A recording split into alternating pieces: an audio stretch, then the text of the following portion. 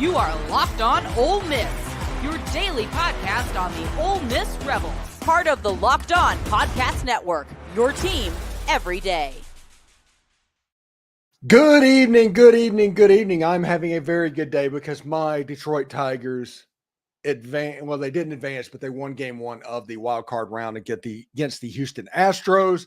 And I am very proud of that fact. So we're going to have a good time with that. And we're going to talk a little bit about Ole Miss football and a couple of storylines that are going on and simmering.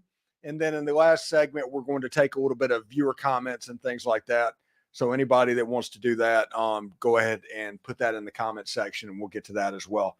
But it's interesting because South Carolina had their media day like they are prone to do.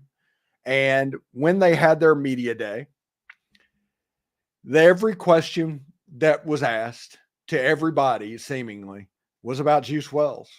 Shane Beamer had to comment on Juice Wells in his Monday press conference. All the players had to comment on Juice Wells in the press conference, which tells me one thing.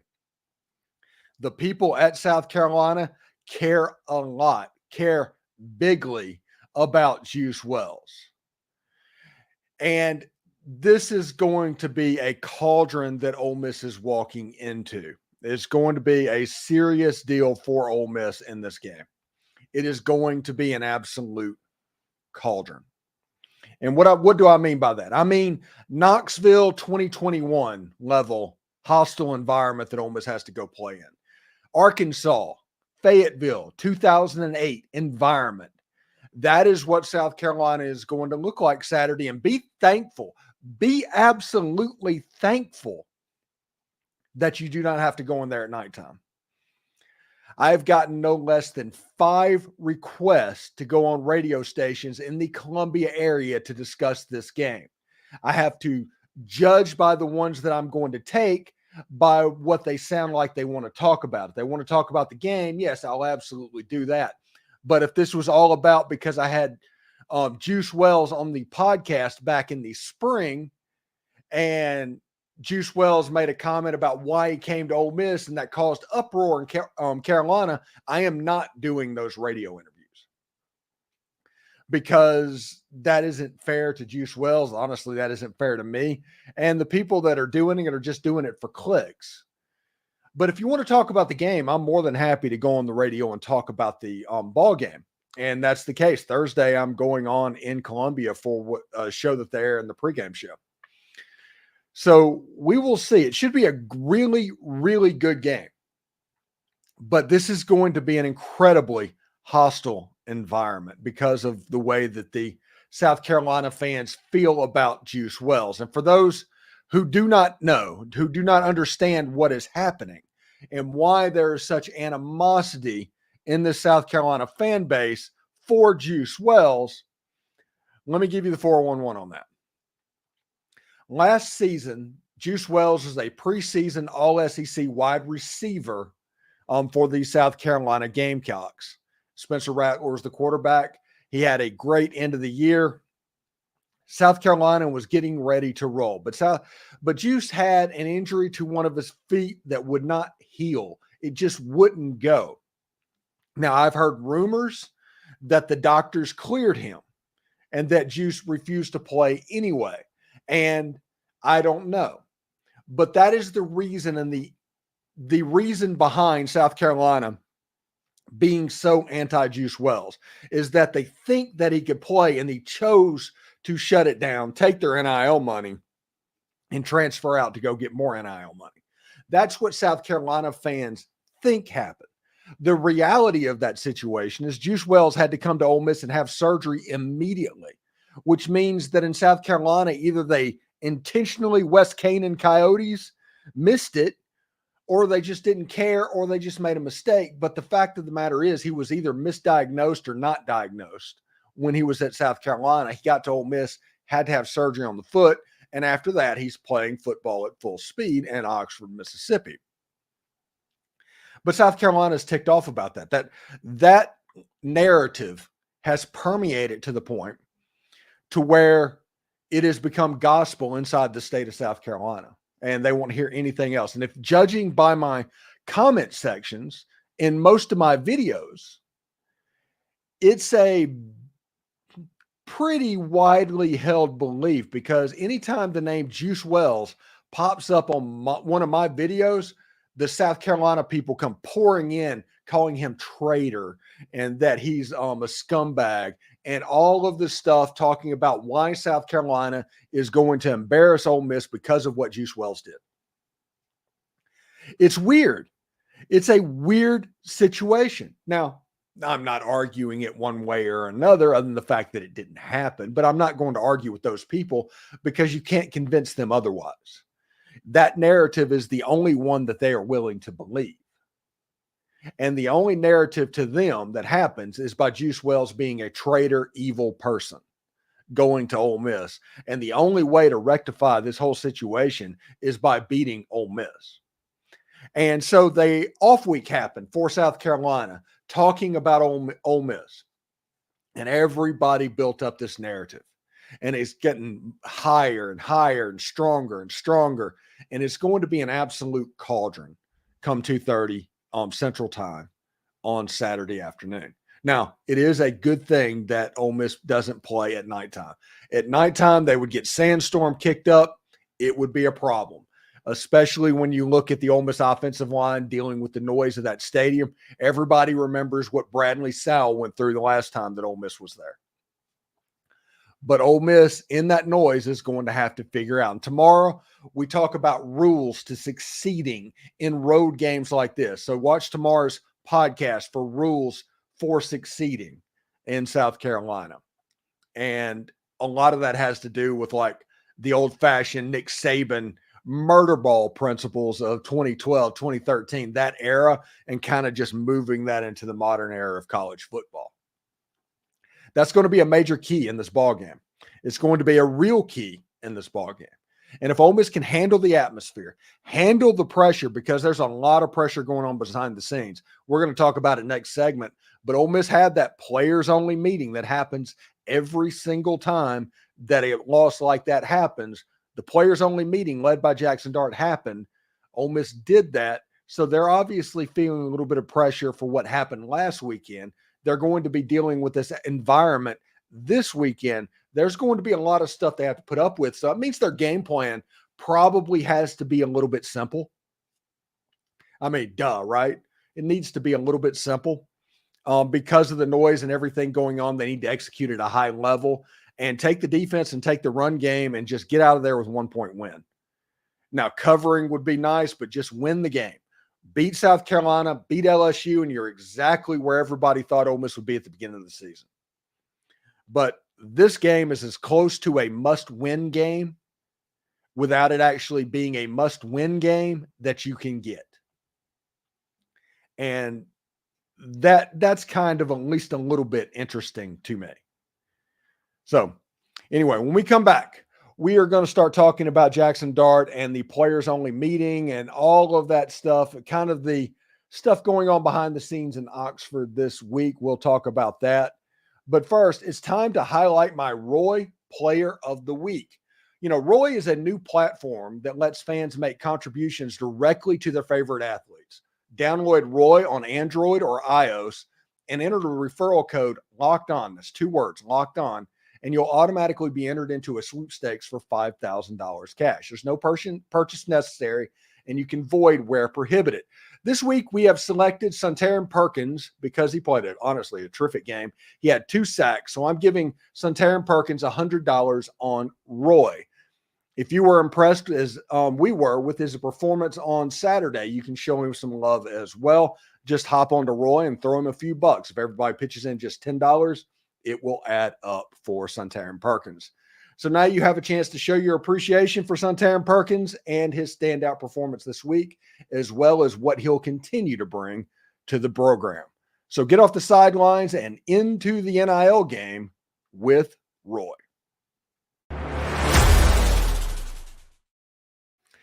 All right, so Ole Miss had the dreaded players-only meeting.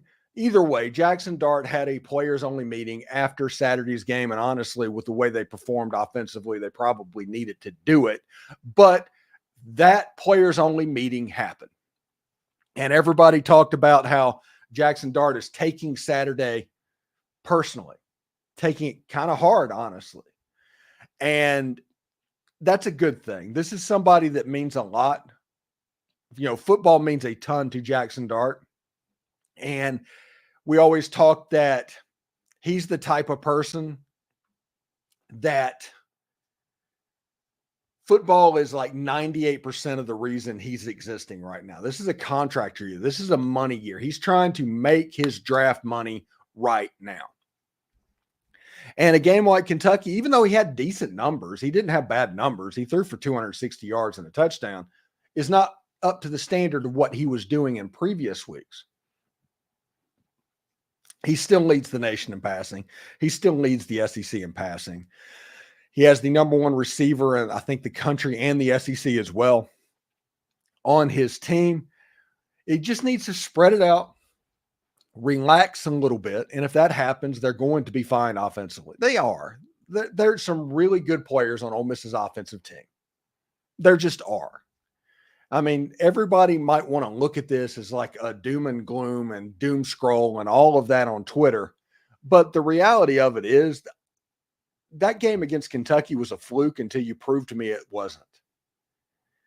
The offense played worse than any Lane Kiffin offense has played in 5 years at Ole Miss, which tells me that's an odd occurrence. Now, Kentucky has a good defense, but the game plan just didn't work. That happens from time to time. It just didn't work. Lane Kiffin on this offense is going to get it figured out. Remember last year against Alabama, the 2023 Alabama game? Ole Miss didn't look particularly good offensively in that game as well. Alabama ended up winning the game like 24-13 or something like that, 21-13. Not much, even though everybody calls it a blowout for whatever reason. But, the offense didn't quite look right. And everybody after that game, does everybody remember what that Alabama game, the week of it afterward, was like? The whole fan base was completely losing their mind about a performance against Alabama and the offense looking so bad and what's wrong with Quinshon. And there's so many questions that honestly are very synonymous about what's going on right now. The next week, Ole Miss played LSU and put up 600 yards of offense and completely made LSU quit in that game and put up 52 points or 55 points or something like that. So we've seen literally there is a proof of concept of going from 1 week to the next week and improving and getting so much better and changing the way you do things to maximize your potential. There's proof of that. We've seen that. You saw against Penn State when you played the number one defense in the entire college football world, and Ole Miss completely took them to shreds. They had no chance of stopping that offense. There was nobody on that team that could cover Trey Harris. And Ole Miss consistently made play after play after play. You have to avoid the trap that Ole Miss fell into against Kentucky. And that was an over-reliance on downfield passing or second and third level RPOs, not enough running the football to where there's really just deep pass after deep pass after deep pass. And it gets very repetitive to the people that are watching what is going on. And that led to questions this week about how Trey Harris was being used, how Ulysses Bentley is being used, how Juice Wells is being used. Those questions became just a normal ask during the week because, Juice Wells and Jordan Watkins didn't catch a pass against Kentucky. And I understand that sometimes the game plans are doing some different things, and Trey Harris had a really good game. I think he had 10 catches or 11 catches for 160 yards and a touchdown. He was like 80% of the passing or something like that. I think it was 260 yards and he gained 160. So 2/3, I should say, of the passing yards was to Trey Harris. Caden Lee had 2 catches. Caden Priestcorn caught a Hail Mary for 42 yards, but you can't really count that because Jackson just kind of duck and chucked that. But when you look at Ole Miss offensively, they had trouble against Kentucky. And it wasn't Kentucky's doing. Kentucky's a good defense. That was more Ole Miss than Kentucky. And it wasn't Ole Miss in a way that Ole Miss was just getting beat down at a talent level.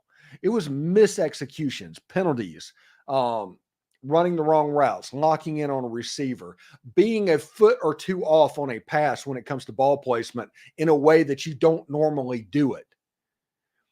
That is one of the reasons after that Kentucky game. Now, Ole Miss cannot lose again other than Georgia.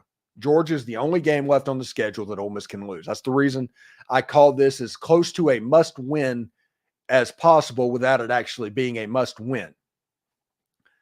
But Ole Miss needs to defeat South Carolina. They need to go down to Tiger Stadium and defeat LSU. If that happens, they're kind of right back where we all thought they would be, and you can go into that Oklahoma game and kind of regroup and redress yourself. But if Ole Miss loses to South Carolina, if Ole Miss loses to LSU, it could be problematic because you're looking at best, likely a 9-3 type season if they get on a roll. So we'll see exactly how it goes. This football team is very good. It is the most talented football team that Ole Miss has ever assembled. They had an whoopsie moment against Kentucky that nobody wanted to see. But, I mean, that's the truth of what's happening. You had a situation against Kentucky that Ole Miss could only lose that game one way, and that was them playing at an unbelievably poor level and Kentucky playing a nearly perfect game. And it still required a fumbled quarterback run fumble into the end zone that was recovered by a tight end. Everything looked well. A couple of plays got made. There was a couple of one-on-ones that Ole Miss lost at very costly times. If you look at it, there's a better chance that Kentucky game was a fluke than not. So we'll see. The South Carolina game has a chance to be very, very difficult for Ole Miss. Very difficult. And we'll see if Ole Miss can survive that cauldron. Again, win by 1 point and then get ready and go down to LSU. And you're going to play an LSU team that's going to be very confident against you as well. So you'll see. You've got to fight the next 2 weeks playing games on the road. But if you can pick up wins in both of those games, I think you're going to be in pretty good shape. All right, thank you for making the Locked On Ole Miss podcast your first listen every day. When we come back, we are going to start taking the comments from the chat. If anybody has anything interesting to say, we'll just kind of have a conversation back and forth as well. So stick around for that. Hey, NFL fans, you can start the season with a big return on FanDuel. It's America's #1 sports book. It is the place to bet on which side of Ole Miss being a 9.5-point favorite for Saturday's game against South Carolina. With the over-under right now, it's set at 52.5 points. You know, Ole Miss would have gone at about that number by themselves in previous games this season. So when you get a hunch like that in the middle of the game, you can check out the latest stats, the latest play-by-play, and so much more on the same page where you place your bets. You'll get started with $200 in bonus bets guaranteed when you place your first $5 bet. That's FanDuel.com. All right, so we're going to spend the last 12 minutes or so on the show in the chat room and kind of taking your questions and your thoughts and all of that and getting your opinion on what's going on. We were going to have Brad Logan on the show at the last second. He had to cancel tonight, so it kind of opened up this segment as well. So we'll see what's up. Rebs by 100. Did you see Michael Pettis' Instagram story? He had Bentley's picture with a broken chain emojis. Listen, I do not understand what's happening with Ulysses Bentley. If anything is happening with Ulysses Bentley, I will admit totally it's weird, but I did see that story that you were referring to. And I do think that Ulysses Bentley needs to be featured a little bit more. Remember, in 2023, he did not do much in September. And in October, he got really good to the point where Ole Miss won games because of him. I'm not 100% sure about it, but yes, I did see that. Michael Specs, why are we such a big favorite? Because we have a better football team than South Carolina.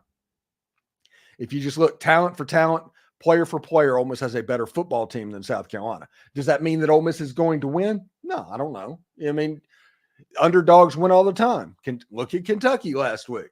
Anything can happen in a football game. But if you're going to look at probabilities I think Ole Miss is about an 80% probability favorite over South Carolina right now. Rick Hornsby, I was at Tennessee in 21, and it was deafening when on offense. It'll be similar Saturday. Yes. Saturday is going to be a mess, okay? It is. Do not be surprised with what happens. I don't think people realize what this Juice Wells situation has done to South Carolina. And them being ready to, in their own minds, like I said, this is in their own minds, to let Juice know how displeased they are with him. And Ole Miss is going to face a lot of that wrath because they're going to be there to get it out on Juice. It is going to be imperative for Ole Miss to get off to a quick start in this game. It will be absolutely imperative to do that. And when I talked to Chris Marler from Locked On Gamecocks, we're going to see exactly how that goes. But it should be really interesting. Tennessee was deafening in 21. And Arkansas in 2008 that I was talking about, that was the one that, like, Chuck Rounsaville almost got arrested on the field after the game because Arkansas fans tried to fight him. That was a weird, very dirty game. Do the players-only meetings work? Well, I asked Tim Tebow. His did. Players-only meetings work when they work.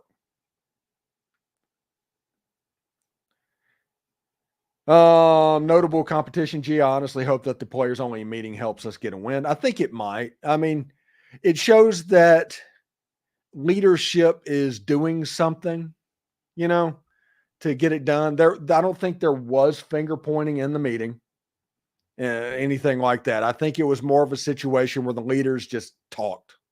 It wasn't something where Lane Kiffin was in the room. It was JJ Pegues. It was Jackson Dart.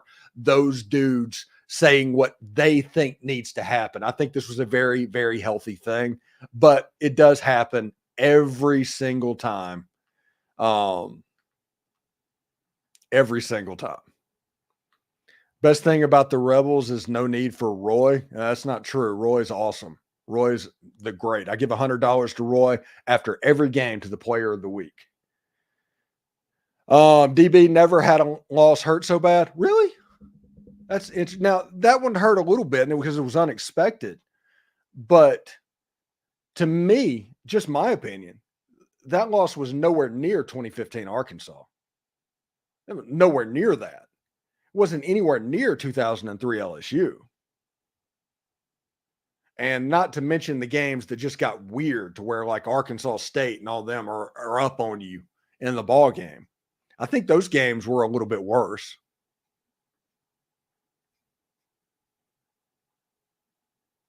It's a must win. Stop reading the fanboy stuff. No, it's not a must win. What I said is it's as close to a must win as it can get without being an actual must win. If Ole Miss loses the game, they will still be mathematically eligible to move forward and do all of the stuff that they need to do. Therefore, it is not a must win. Literally, it is not a must win. But if they lose this game, Georgia is still on the schedule. You have to beat Georgia. You have to win at LSU. That looks unlikely. So like I said, it's as close to a must win as it can get without actually being a must win.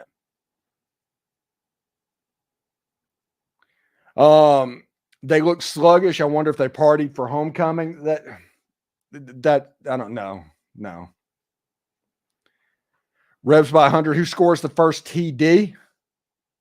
Well, I mean, if you look at Ole Miss's offense right now, you would say Trey Harris. But I think Henry Parrish has a chance to do it, and I'd like to see if Ulysses Bentley gets on the field playing the ball as well. Is Weiss the answer at OC? I do not play this game, Mark Walsh. Lane Kiffin and Charlie Weiss take equal blame and equal responsibility for when it goes well. So it isn't, I'm never going to do a situation that when the offense looks bad, I blame Charlie Weiss, and when the offense looks good, I praise Lane Kiffin. I don't want to do that. It's not fair to Charlie Weiss. But Charlie Weiss and Lane Kiffin has the iPad on the sideline. He has the play sheet on the sideline. He has the ability to talk to the quarterback in the middle of the play to where when he starts talking, Charlie Weiss gets quiet. So this is at least a collaboration, and they watch film and they figure out what's going to happen in the game plan. Charlie Weiss is on the staff and doing all that because he has a photographic memory. He can understand what coverages and how they reacted to it and things like that, because he's really beneficial for Lane Kiffin shot plays. That's why Charlie Weiss does that. I do think Ole Miss will be fine and get it going. How do you see playoff chances stand after this weekend? If Ole Miss wins, Ole Miss is fine. If Ole Miss loses, they're not going to the playoff. Period. Who's a better team, Kentucky or South Carolina? I'm calling South Carolina. I think they're about the same. South Carolina is a little bit better offensively. Kentucky's a little bit better defensively. South Carolina is optimistic or opportunistic, but they're not good offensively. They would be like 11th or 12th in the SEC offensively when Kentucky was like 15th. South Carolina had 215 yards and 13 first downs against Kentucky. They won the game because they were opportunistic and had the ball in plus territory most of the game. They won the field position battle. It's not that South Carolina was better. It went wrong for Kentucky. That is how that goes. We need to get up 14 or 17 points from Rick Hornsby and quick and take the crowd out of the game. I absolutely agree on that. It cannot, if it goes down to the fourth quarter and South Carolina is able to get confidence and all of that, and the crowd is ramped up, that is going to be a long fourth quarter. Ole Miss needs a fast start in this game. How do you feel about Ole Miss's secondary? Fine. Ole Miss got beat on that 4th and 7 that the guy pushed off, Barry and Brown pushed off. That's inexcusable. They're getting too many penalties at the moment, and we'll see if they finally address that, because they didn't over the last couple of weeks. But Trey Amos is fine. They're just a little handsy at the moment. They're in position to make the play. That's the important part. They're there. It's not like you're seeing people running wide ass open. So they're going to be fine. They just need to cut out the penalties that keep drives alive. If Ole Miss just doesn't do drive-saving penalties on defense, Kentucky doesn't even go for that 4th and 7, because that was all a duck and chuck, hoping that Isaiah Hamilton commits pass interference. That was just a penalty drawing play. They just happened to complete it. Same thing was happening all over the field, and they're developing a reputation. Ole Miss has to get that cleaned up, especially on the road going to South Carolina and going to LSU. Now, I'm not saying that. The defense is hurting because of those penalties. Front seven's really good. They're leading the SEC in sacks right now. They're one of the top 5 teams in the country for tackles for loss. But the secondary does have to be less handsy. Becky says, would you say you have the best wife ever? And the answer to that is abso-freaking-lutely, because she can sit there and do things on my podcast and moderate the chat room while I'm doing this. And how many wives would do that? That's fantastic. She's the best. She is absolutely the best. Rick Hornsby, do you hear about their edge rushers as being good, but do they have any stud receivers? Their edge rushers are really good. They have, I think Kyle Kennard has 5.5 sacks this season. And then they have Dylan Stewart, who is the true freshman 5-star player, who is really good. So it's going to be imperative on Ole Miss to get that defensive line moving. This might be a perfect game to bring back the jet sweep, to use the outside zone play, to get outside the pocket, to make those defensive linemen move side to side, that with the tempo, you're going to be able to put yourself at an advantage. But stud receivers wise, they have good receivers, not great receivers. They have one guy that's really, really fast. I don't know if he's good though. Pass rush with the best D-line money can buy. South Carolina's D-line's good, but it's not great. Kind of to you, I'm kind of disappointed in our front seven. We lead the SEC in sacks and we lead the SEC in tackles for loss. I mean, it kind of is what it is. Joe says, will you shout out my daughter? She's watching with me and never misses an episode. Her name is Sadie Inward. Hello, Sadie. Thank you so much for watching the show. I have a good time doing it. I hope you have a good time watching it. And thank you so much for doing that. And tell Joe I got his back too. So we're going to shut this down real quick. Hope everybody enjoys the game. We have essentially, let's see, I need to cut off the comment. We have a sold out game in South Carolina, in Columbia, South Carolina on Saturday, 2:30 p.m. Central Time, ESPN. It should be a very good game. If Ole Miss allows it to get weird, it will get weird. South Carolina is good enough to beat you if you allow them to get in it. But if Ole Miss plays well, they're going to win the football game. Ole Miss is favored by 9.5 points. It should be a lot of fun. I'm going to get off and celebrate my Tigers beating the Houston Astros in game 1. And I'm going to get ready for the SEC squad video recording that I'm doing in about 30 minutes. So everybody take care. We will talk to you later. Hotty toddy, y'all.